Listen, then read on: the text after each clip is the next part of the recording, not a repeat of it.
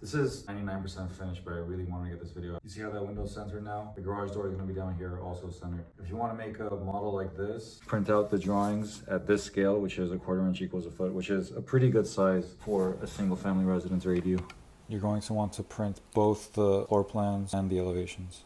It's not going to fit on 8.5 by 11. I was able to fit it on 11 by 17. I just had to rotate the floor plan so it would work. But you might have to tile multiple sheets or just go to a plotter. You would go with 4mm cardboard for the exterior walls and 2mm interior walls. What I'm doing here is transferring the drawing onto the corrugated cardboard and then cutting out the floor plates. It might look like I'm cutting out the same exact shape 3 times in a row, but there's a reason for that. Other than the garage, which is going to be a slab-on grade for obvious reasons, this dwelling unit has a raised foundation. So one side of that floor plate I kept shorter a bit each time by exactly the run of the stair. So when I stack them on top of each other, it's going to come out to the podium of the project.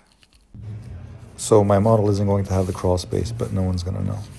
Now, this is where we're going to start to see the model start to come to life. We're going to cut out the elevations next, and then wrap those elevations around this first floor with the base, and then start to hot glue that into place. For the podium, I started out with tacky glue, but then switched to a glue stick. I would have probably used spray mount if I had some on me, but the glue stick worked pretty well. It's important to have a sharp blade, so I'm switching this one out because I had some spare ones. This also works when making basswood models, but it's a little bit easier with corrugated cardboard. It's what I like to call the score and fold method.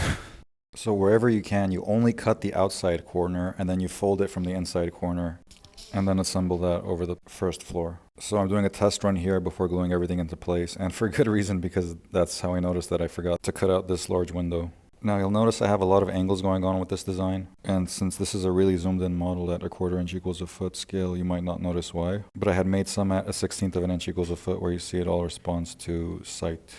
You'll notice this elevation is an offset of the property line here, and up here this elevation is an offset of the existing residence, and it creates multiple defined outdoor spaces. There's a massive tree here. It's not a protected tree, it's not an oak bay or sycamore, but we decided to leave it as it is and have the project work around that.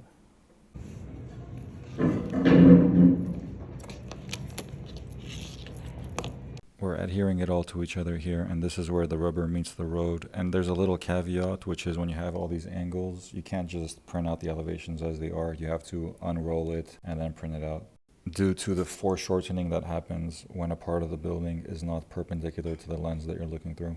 So here I'm cutting out the last elevation and adhering that to the rest of the building, and now we're seeing the building actually become much more rigid due to all the shear walls being in place, even in the model. There's an angle cut here where part of the guardrail is parapet-like, but it becomes a stainless steel or aluminum railing or approved equal. One of the reasons I'm going to have to do a part 2 is I have yet to make the railings and the window frames and door jambs.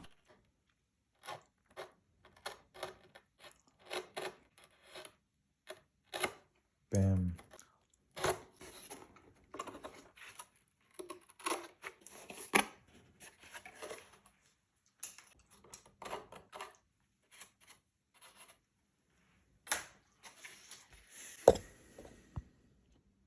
So here you'll notice that there's a little soffit that I hadn't accounted for when I was printing out the PDFs. But with some trace paper and a pen, I was able to figure out what dimensions that was.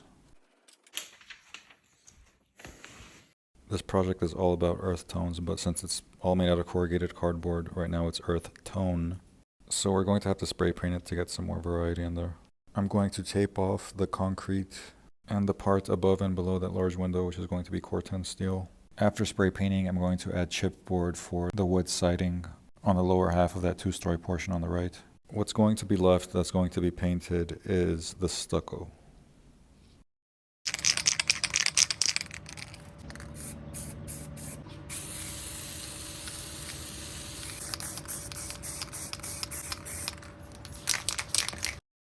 No need to see that all at regular speed. Today we're finally finishing this model. I did get a big chunk of it done that day, but I kept finding more to do afterwards. So I attached the piece with the soffit that day, and I cut out the second floor with the balcony. A lot of time has gone by and I lost the printouts that I made in the beginning and didn't want to print them out again. So I'm kind of eyeballing where the walls go on the second floor, but it ended up being pretty accurate. I had also spray painted some unused sheets of the corrugated cardboard, and they came in handy when making the second story. I'm probably using a little bit more tacky glue than I need to, but this thing dries clear, and I'd quite honestly rather have the model stick together than to fall apart. I hadn't cut out the roof, but it's probably better for me to do it this way because it needs to have more area to account for all the slopes to get the rainwater off. So I wouldn't be able to just print it, cut it out, and plop it on top there. Unless if I had printed every single facet separately and reassembled it. So I got the approximate shape on this trace paper, transferred that over to the chipboard, and now I'm cutting out the shape with the Olfa knife and testing how it works. The roof is going to have a ridge at the center and guide the rainwater off to both sides, where there will be crickets guiding it straight into where the downspouts are going to be. Yes, this is technically a flat roof, though it would more correctly be called a low slope roof, but accounting for the slopes on this type of roof is extremely important because the slopes are so subtle and you don't want any ponding on here, so you have to really consider where the water is going and not give it the opportunity to leak into the project. With your typical pitched roof, you have a much steeper angle guiding all that rainwater off. With those arrows I denoted where I need more space to account for the slopes. I just remember there are also a couple skylights that I need to cut out of here. So definitely stay tuned for part 2 where we do that and add all the mullions to the windows and the railings. These triangle structures that I'm adding are the roof crickets, and just visually you can imagine how they're going to guide the rainwater.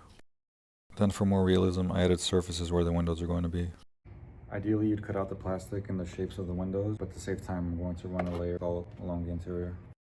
Many times on models, people leave the windows and doors just punched open, but adding that transparent material where it needs to be really levels up how you read the model and gives it an added layer of realism. Lastly, for today, we're going to add the siding. This is where the wood siding is going to go. And again, I'm transferring it onto the chipboard, which has a little bit more substantial thickness than printer paper. I'm still undecided as to whether or not I'm going to add the horizontal separations for the siding. We'll see. I'm sanding the bottom so the model sits on the base a little bit more smoothly. I think I still have the files for when I was designing this and all the iterations. I gotta look for that. Loads of new content on the way. And that's all for this time. I'll catch y'all soon.